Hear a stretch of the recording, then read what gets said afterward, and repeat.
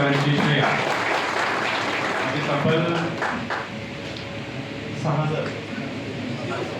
7,000 कोटीची गुंतवणुकीची MOU झालेली आहे आणि याच्यामध्ये पण 7,000 पेक्षा जास्त रोजगार निर्मिती होणार आहे.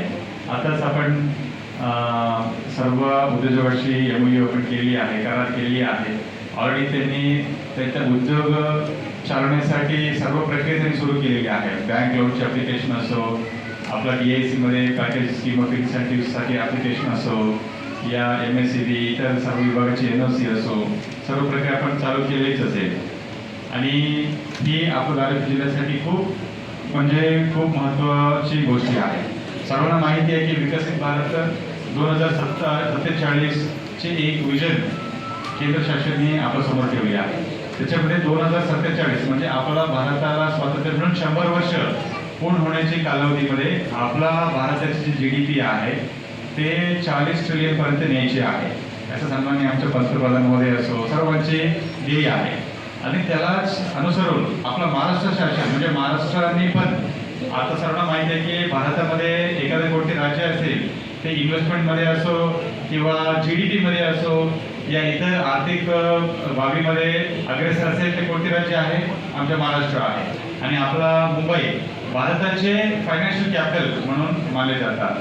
आणि असा आपला महाराष्ट्राचे मान सन्मान अजून 2047 पर्यंत राखीव ठेवायचे आहे. अजून पूर्ण आपलं उत्तंग न्यायचे आहे.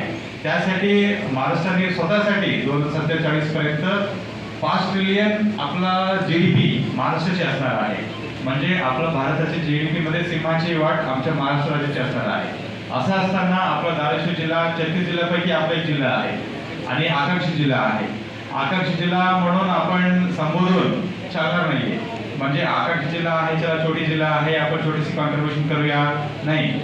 भलेही आपला जिल्हा रिलेटिव्हली जिओग्राफिकली भौगोलिक क्षेत्रानुसार या लोकसंख्येनुसार या इव्हन गुंतवणूक अनुषंगाने कमी असलं तरीही आपल्या मनामध्ये जे जिद्द आहे ते सर्वात जास्त आमच्या असल्या पाहिजे. आणि ते ऑलरेडी धाराशिवकरांनी वर्षानुवर्ष ते करून दाखवले आहे.